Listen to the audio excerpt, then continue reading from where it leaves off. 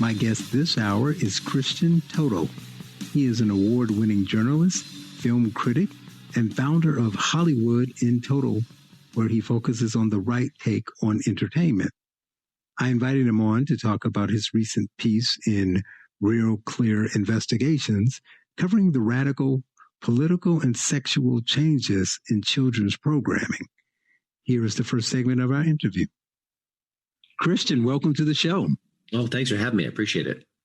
Yes, I ran across your most recent article for Real Clear Investigations. Left foot in. Children's TV is doing the wokey pokey. So let's start off by you telling us what is going on there. It's just something I've been noticing as someone who covers Hollywood is that a lot of the children's programming that is coming out today often has a message. And, there is a sort of a rich tradition of just that. Sesame Street, Mr. Rogers for sure. But what's happening now is that some of the messages they're not sort of embraced universally in a way that, the Mr. Rogers talking about empathy and compassion generally was. And that there are certain issues that are being discussed today in kiddie programming that may not all agree upon, or we all agree upon it, but maybe it's too soon for little kids. I mean, we're talking 3, 4, 5, 6 years old. So even, you want your kid to grow up and appreciate people who are in same-sex marriages, maybe to treat people who are trans with love and respect, even people who say that's great. Gosh, my 5-year-old isn't ready to have those conversations yet. These are complex things to kind of wrap your brain around. And often adults are just learning the nuances of it ourselves. I mean, it's newer cultural shifts. I don't know if I want my kid to get exposed to that now. They can't process it. So that's what's happening. But it's also happening a lot. It's Blue's Clues, it's Nickelodeon, it's Hulu, it's Netflix. A lot of different arenas are kind of tackling these kinds of conversations. And at the very least, we should know about it and talk about it. Right. So let's let the people, you'd have to pretty much be under a rock to not know. You go into some of the specifics in the article, though, so they can get an idea of what you're talking about. So they don't think it's just, exposing a 5-year-old to something that they probably would normally get at 7. Mm-hmm. This is a little bit different. So talk about that and give some specifics to some of the other things that they're doing in these shows.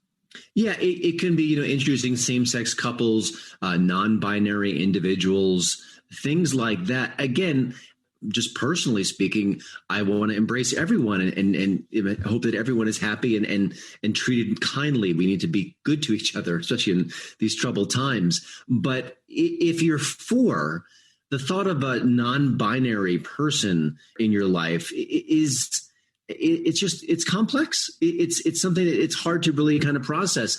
And also, for a lot of parents, they're thinking, well, I don't want my kids watching this. Stranger Things is a great show, but it's not really appropriate for 6-year-olds. It's, there's blood, there's gore, there's sexual information. Wait till the kids are older to kind of process that. So I think I'm just going to put Blue's Clues on and just walk away because I've got to do the dishes or I've got to do work around the house. I mean, every parent kind of gets that. So, but if you walk away, may not realize what kind of information they're seeing and reading and hearing. And maybe that even sparks more conversations, mommy, daddy, what is this? What are they saying? So, and I also think it's a little bit of a transparency issue where there are certain brands and trust. Disney is not going to unleash a hard R-rated movie for your kids. Blue's Clues, you would think, would just be sort of harmless stuff about entertainment and educational information and fun and whimsy. So I think when parents kind of go in these directions, they think, okay, it's appropriate, but maybe it's not quite, or maybe it's not something you want your kids to be exposed to right now. Maybe maybe in 5 years you'll be all for this, but now it's more questionable.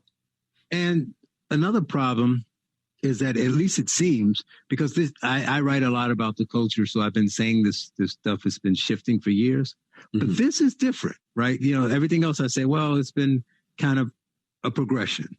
Yeah. This seems to be opening the floodgates. So it just seems like overnight it was everywhere, right? So it's just like all these shows started doing it, mm-hmm. within a couple months of each other. So You can correct me if I'm wrong. You follow this more than me, but I would say possibly, a year ago, definitely 2 years ago, this wasn't happening, right? It's not like they never had anything on the show, but you did not see a wholesale change in child programming 18 months ago.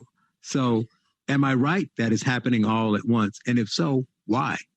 Well, I mean, I think it's a very good point. I think the speed at which it's happening and the how much of it is coming into our homes feels like it's increased dramatically of late. Again, the old TV shows, the Sesame Streets, the Zooms, and things like that often had elements of this, but it does seem to be more pronounced, more across the cultural landscape.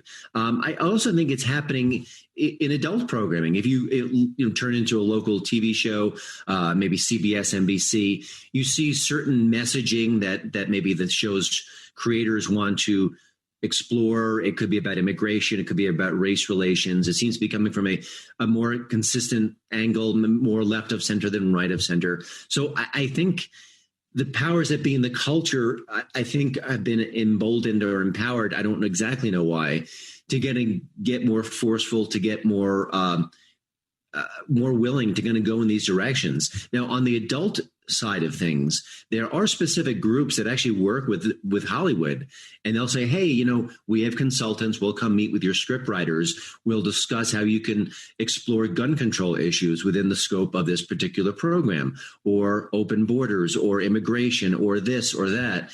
And it seems symbiotic. In my reporting, I wasn't able to find that there were specific groups doing that with kids programming. So I don't know if that's the same method happening there.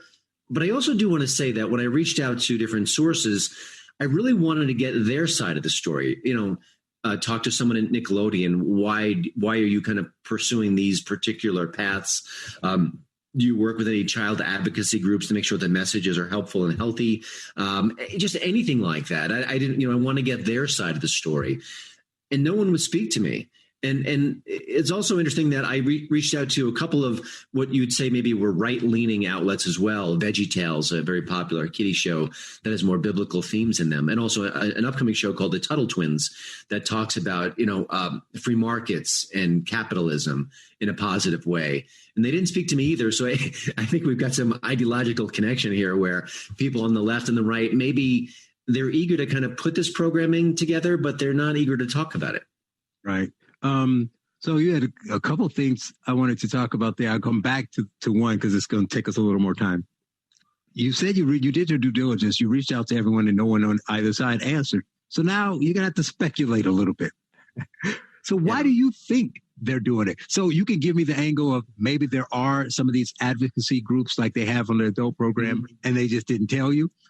Or the angle, let's say those organizations don't exist. So is it some wholesale shift by the people who run these networks? And even if that is the case, how did that happen in 18 months? Yeah, I mean, I think the culture changes so rapidly now that it's not surprising that it is occurring. I also think, generally speaking, creators understand maybe better today than they did 10, 20 years ago, the impact that their work has. You can tell a wonderful, compelling story with maybe a message embedded in it, and it can have an impact. It can reach people in a way that an op-ed can, a political speech can't. A couple of years ago, Joe Biden talked about Will and Grace, and he said, shows like Will and Grace have had dramatic impact on how the culture sees gay marriage. And I think he's right. I mean, I've been binge watching Modern Family with my family, and we're watching Cam and Mitchell, the gay couple. They adopt an Asian child in the show, and that show never lectures me. It never gets on a soapbox. But week in and week out, you see these very warm, relatable, flawed, but compelling and compassionate characters, raising a child in a very healthy manner, and I have no problem with gay marriage. I think it's wonderful. I have no issue with it at all. But I can also see from a cultural point of view, if maybe you were on the fence about gay marriage, maybe you were against gay marriage, then you watch this show with all the humor and warmth and empathy, and it could change your mind. So I think that today's screenwriters understand that they have something of I don't want to say weaponized, maybe it's too strong a term, but they can potentially change the culture. And if they strongly believe, in bringing non-binary characters into a show because they think it'll have a real world implication, they're going to go for it. I think that's what's happening right now. Coming up, more with Christian Toto, editor of Hollywood in Toto. You're listening to The Charles Love Show on AM 560, The Answer.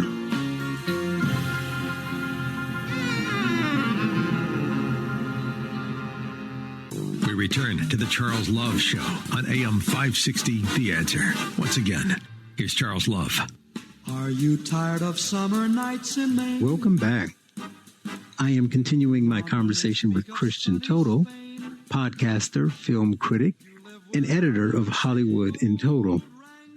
In this segment, we talk a little more about his article about the sexualization of children's programming. And I asked him if he thought that it was a good thing that there was a heavier focus on LGBT issues in these television shows, and that they were, in my opinion, normalizing the behavior. And here's his response. I think on an empathy level, it's a good thing. And I think it will have a positive impact where a child who sees these images today, maybe in 4, 5, 6 years, when they meet someone who maybe fits into certain categories that we're discussing, they may, greet them in a friendlier fashion, or may have more understanding. I think those are all good things. I think if it becomes heavy-handed, I think there maybe could have be an opposite effect. And one of the sources in my story mentioned that kids don't like to get lectured to, so maybe there's sort of that could be an impact. And I think part of what I'm looking at now, years ago, Mr. Rogers had an episode where I think it might have been a black postman was on the show, and they did this very innocent little routine where they were bathing their feet together in this little tub for racial relations and just sort of the visual intermingling of different colored skins in that pool. Well, today it seems like nothing. Like, of course, who cares? That's all happens all the time. But at the moment, it was more profound. So I kind of take a step back and think, I don't know. I'm not smart enough to know the cultural winds to a certain degree. I don't know how society will kind of go. I tend to err on the side of just being kind and decent to one another. So I feel a little limited in saying what the future has regarding this programming, but I do think there can be some good things about it. I just, as a parent, knowing my kids and how they've evolved, they're 10 and 12 now, I would try to put some brakes on just because I don't think they're ready, which I discussed before. But that's my personal thought as a dad. Wow. I think that this is completely terrible and there's no positives to it. Okay.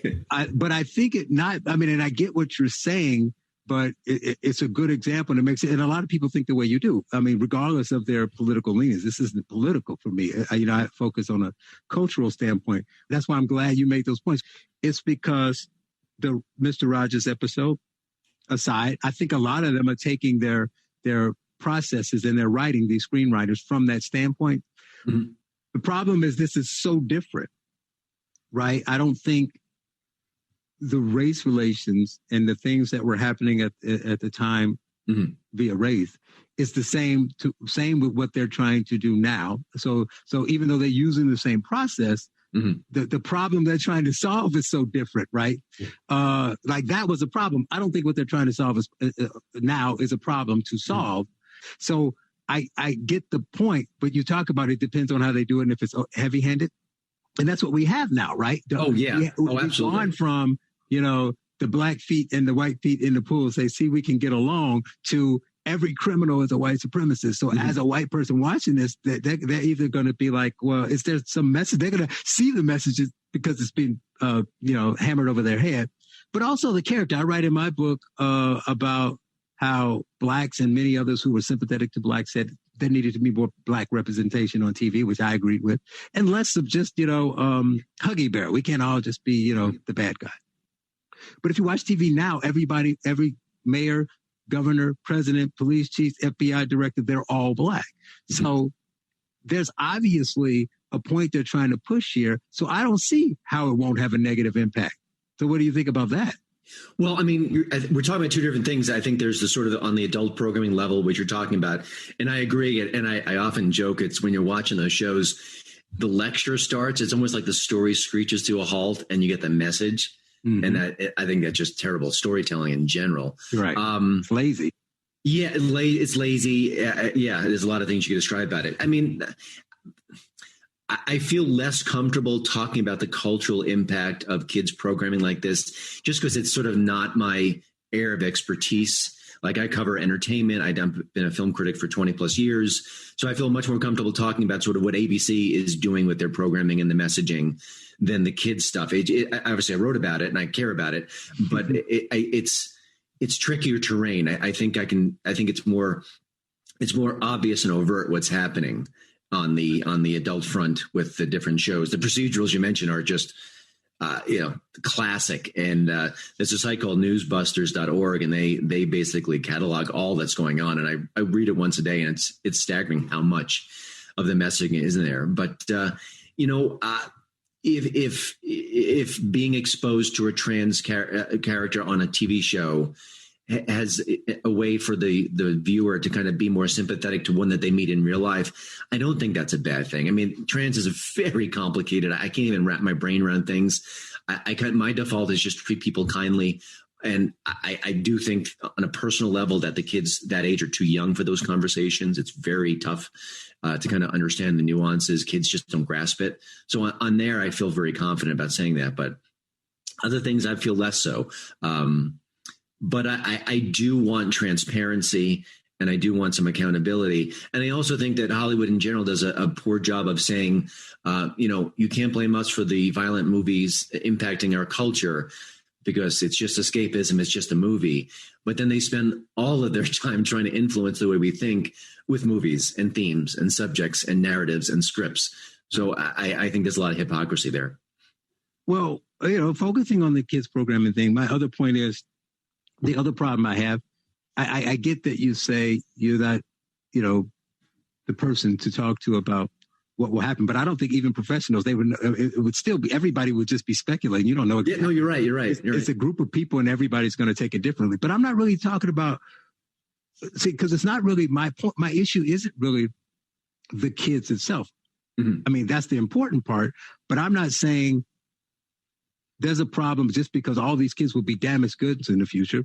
Some of them may be, some may not. We'll have to tell. But that's not really the issue. The issue is, like you say, the hypocrisy of whether we're trying to create the messages to change minds. But we don't change minds. We're just doing this, that kind of thing. Yeah. But also, when you talk about the younger kids, regardless of the impact, most normative people agree that it is the parents and the family's job to shape their children and to raise them. The schools have a part, the community has a part, but at its core and at its foundation, that's what the parents are there for. Mm-hmm. So most parents have always traditionally decided what was appropriate for their kids and when they would introduce certain things.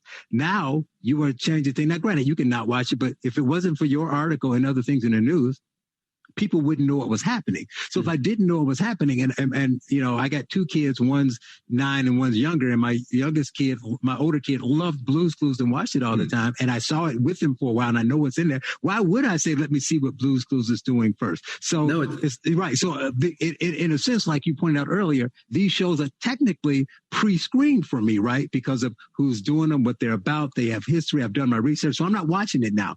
So my point is that it's really a kind of a nefarious thing for you to just, shift what you're doing, regardless of your intent. I really don't care about your intent. Mm-hmm. And say, well, I'm going to slide this in while the kids are watching it, not put if it was something else, they put some kind of disclaimer. I mean, we're at the point that we're putting, you're a Hollywood critic, this, they're putting disclaimers whenever, one of my favorite was Dunkirk. Historical smoking. Yes. I mean, he's smoking a cigar. I apologize. We wanted to take it out, but it's key to Winston Churchill's character. So we're not going to take it out, but by all means, never smoke a cigar. They'll put that ahead, but this stuff, they won't give you any warning. Well, it's a great point. And also, as a parent, this is not 1972. This is 2021. there is so much content flooding into my kids' lives via their phones, their tablets, the Roku, the Netflix, and everything. It is darn near impossible as a parent to really kind of safeguard everything. We can put filters on. We can set up their Netflix account so they can't access X and Y. It's going to get to them. And as a parent, it's very frustrating because I'm trying to, keep my kids as long as reasonably possible, but right. You can't always get it. So when you see those sort of, like I mentioned before, the branded stuff, the Blue's Clues, Disney, think, okay, I can relax. They're just watching Blue's Clues. And then you get this, which is very sophisticated and maybe not stuff you want your kids to see, if not now or ever, whatever your personal view is. It's, and again, it's that lack of transparency and the fact that the people behind the scenes don't want to talk about it. If they're proud of it, if they think this is a net positive for society across the board, they should talk about it. They should have, I wasn't looking to take their heads off. I wanted to find out more about them. Coming up, more with Christian Toto, editor of Hollywood in Toto. You're listening to The Charles Love Show on AM 560, The Answer.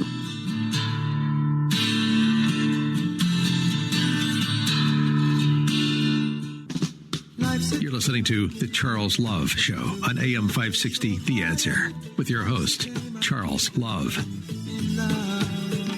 Welcome back. I am continuing my conversation with Christian Toto, film critic and editor of Hollywood in Toto. And we were discussing the politicization and over-sexualization of children's programming, an article he wrote in Real Clear Investigations. And here I talk about the teachers volunteering or being forced to push political and social and sometimes sexual beliefs in the classroom. And I ask him what he thinks about that.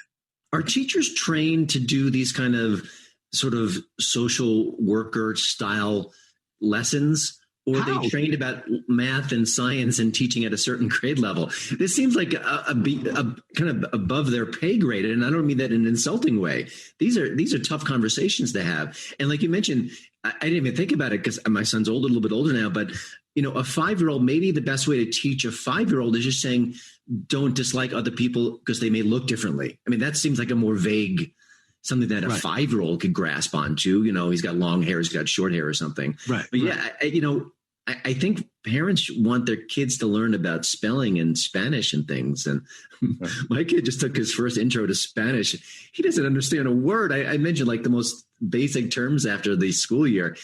He had nothing. And I was like, but ask him something at school. Well, he's 10 or 12. Ask him something about George Floyd or systemic racism. I bet he knows what that is. He very well might, but I was just a little shocked at that. I thought, oh my God, he's 12. He's a sponge. He'll be speaking better Spanish than Dad. Exactly. Right. But yeah. So that's the thing. And then way back at the beginning of the conversation, I wanted to flag something you said, but we went around. So we'll go back to it. But you said, we need to embrace. And then I was like, for me, I don't know if the words are the same. I don't know if treat you the same means that I have to embrace what you're doing, right? So I may have misspoke. I don't remember the specific context. But right. I just generally, in our world today, there are trans people. There are people who say they are non-binary. And what I want from everyone is just to be kind to them. That may not be my lifestyle. That may not be my choice. I may not want my son at 10 to decide his gender. I think that's it's something far more complicated, and so it goes into a different conversation entirely, which is more heated and more dramatic. Yeah, we don't need to do that. Yeah, but just don't treat people badly. Right. I mean, I'm being very generic, obviously, but of course. But when I hear embrace, I'm thinking, obviously you can tell where I'm going, what I think, and I just want to be leery of that. Yeah. Because people say, like with this program, the thing we're talking about, they'll say that. Because you tried to get some, like you said, the networks and all those people wouldn't respond. But at least you had quotes from other people who do certain things to say, this is what we're trying to do. We're trying to teach morals. Well, morals would be treat everybody equally. You don't get to punch anybody. You don't get to bully anybody. That's moral. Moral doesn't mean that, or even, and here's an argument that a lot of conservatives have a problem with. If there's an adult and he's transitioning and his name is Mike and he's saying his name is Lisa, they're like, what do you call him? I said, you call him Lisa. I mean, that's not even a question. Who are you to tell this person what their name is? I mean, they say their name, you call them. That's not an issue. But that's not what they're doing, right? What they're saying, what they're trying to normalize. Mm-hmm. And I'm not saying that these people don't exist, but that there aren't people. There's people in every category. But here's a good example.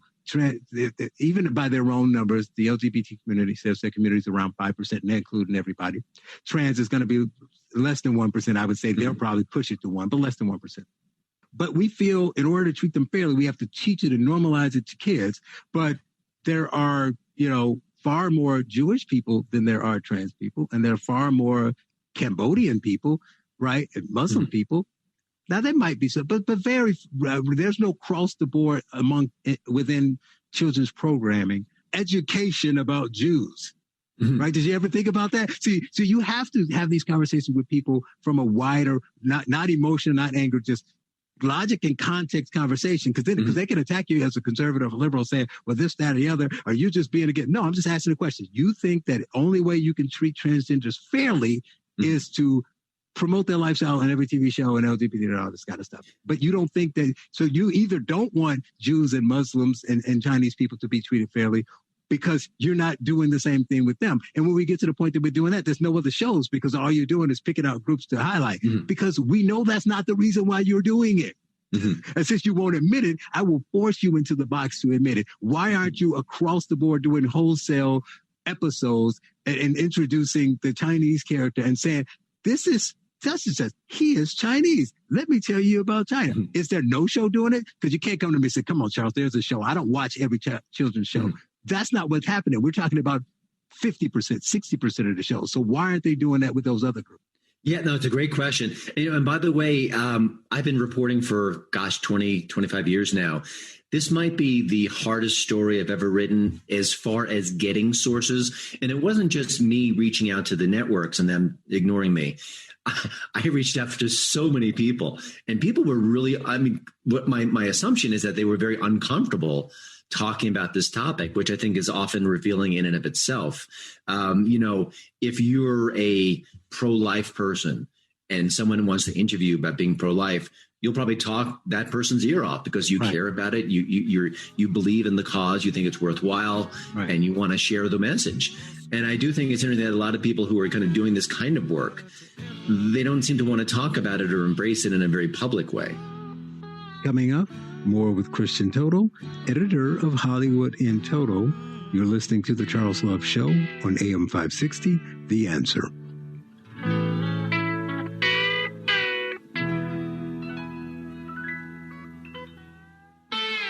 Now, more of The Charles Love Show on AM 560, The Answer, with your host, Charles Love. Welcome back. I am continuing my conversation with Christian Toto, editor of Hollywood in Toto. And in the last segment, we were talking about if we needed to promote an LGBT lifestyle in order to give them equal and fair treatment, what does that say about all the other groups that don't get the attention, that are much larger than they are? Here, Christian continues with his response. A lot of the work that I do, aside from this topic, is sort of looking at certain themes and certain aspects of culture that are not well represented at all. If you're a conservative storyteller, good luck going to Hollywood and pitching your script. The same thing with sort of Christians, although Christians in recent years have proven their mettle at the box office, and I think they've gotten a wider berth. But it's true. A recent movie came out, Roe v. Wade, about the abortion decision of the Supreme Court. And that movie had to jump through a lot of hoops, and there were articles written that were just very nasty about the whole production. Now here's like this one pro-life movie kind of trying to angle in a sea of pro-abortion movies. And I'm a free speech guy. I think you should make whatever kind of movies you want. But I don't think that the rare pro-life movie should get hammered and denigrated because it's pro-life. It seems weird. And, you think you'd want to have a whole conversation.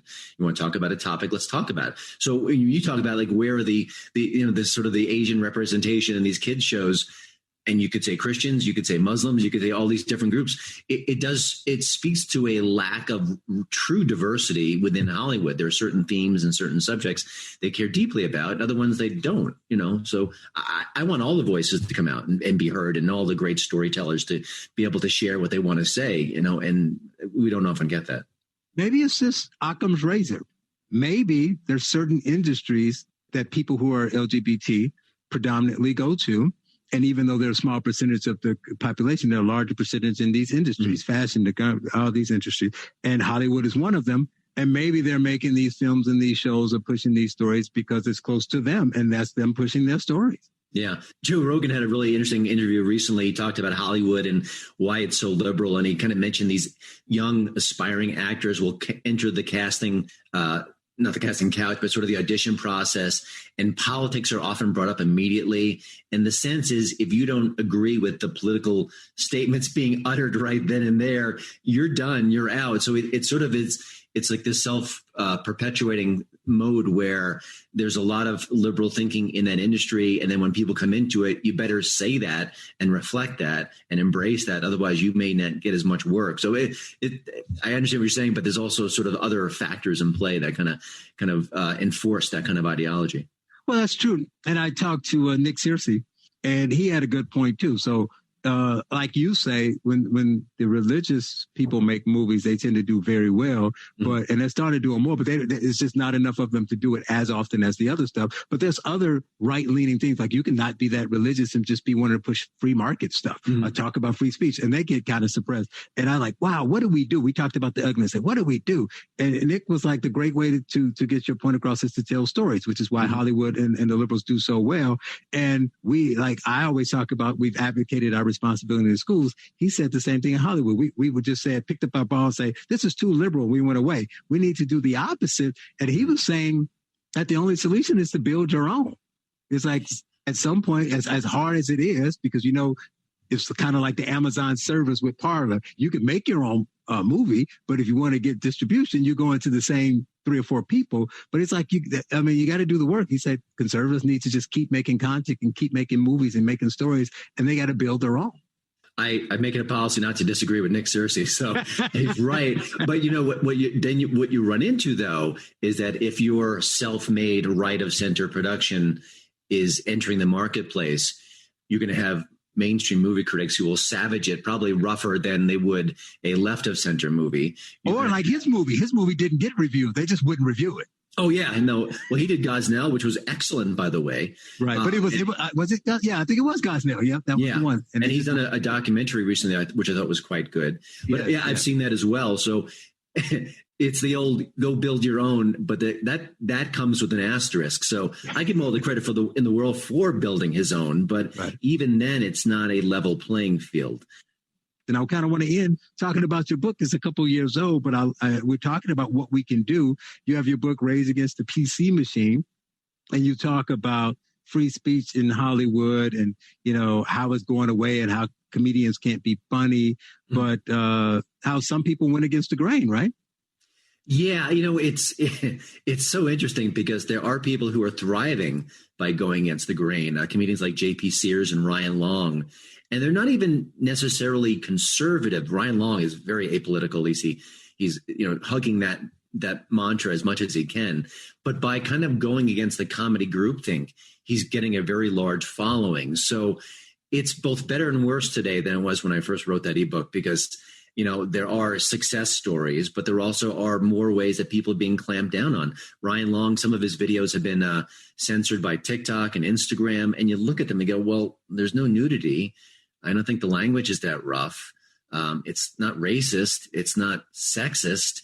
It's actually sometimes poking fun at those things. Mm-hmm. Why did it go away? Well, those platforms maybe don't want that. So it's 2 steps forward, 1 step back. But I think what you're hinting at, which is true, is that there are definitely through technology ways to get around certain things where if Nick Searcy's movie is not getting reviewed by Variety and The Hollywood Reporter, I can review it, or you could review it, or another podcast can talk about it, or, we can go on Rumble, which is a YouTube alternative, and they can express something about it, or it might go on a talk show on the radio. So there's hope and there's opportunity, but we have to be realistic about some of the obstacles in our way because they are formidable. Coming up, my final segment with Christian Toto, editor of Hollywood in Toto. You're listening to The Charles Love Show on AM 560, The Answer.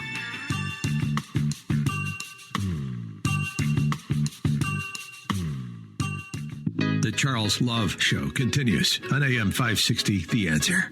Here's Charles Love. Welcome back. I have reached my final segment with Christian Toto, editor of Hollywood in Total. And we end the conversation by talking a little bit more about the difficulties in building your own, I guess, conservative Hollywood, his book, and what we can do to turn the tide and try to even the playing field.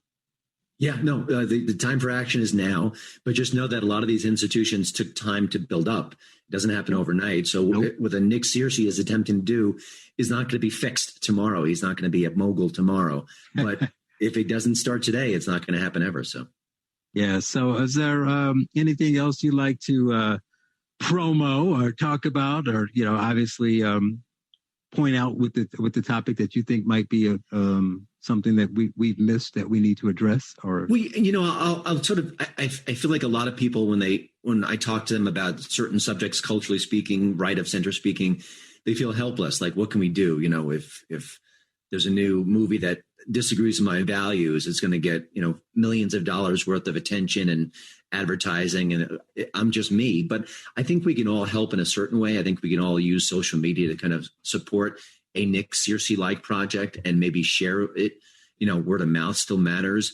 If there's an independent artist who has got a crowdfunding campaign, it doesn't necessarily have to be right of center, but just someone who's been locked out of the mainstream, maybe throw $5 his or her way. Right. So I think we can all do little things that really do have a bigger impact.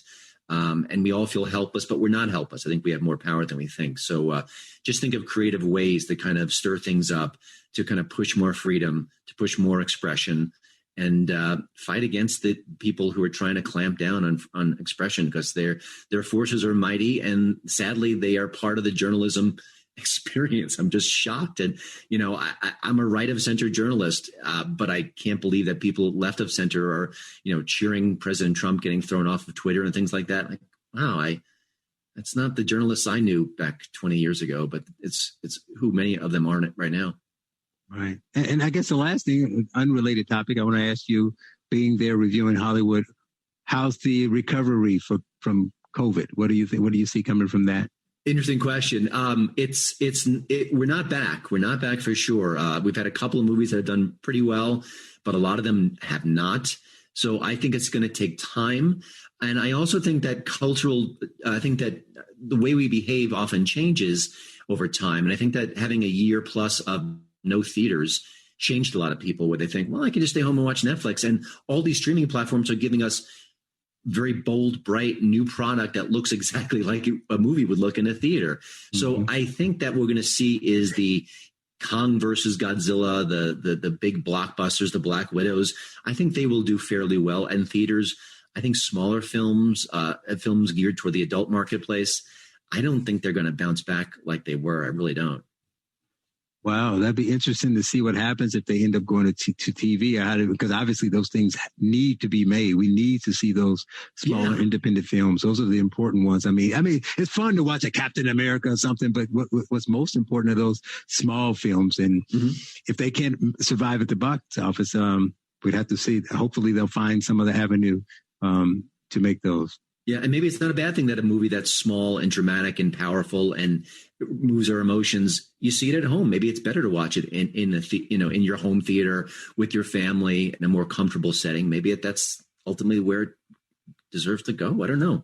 Yeah, well, we will see. And I thank you for your time. He is Christian Toto, contributor to Real Clear Investigations and editor of Hollywood in Toto. Thank you so much for your time. I loved your questions. Thank you.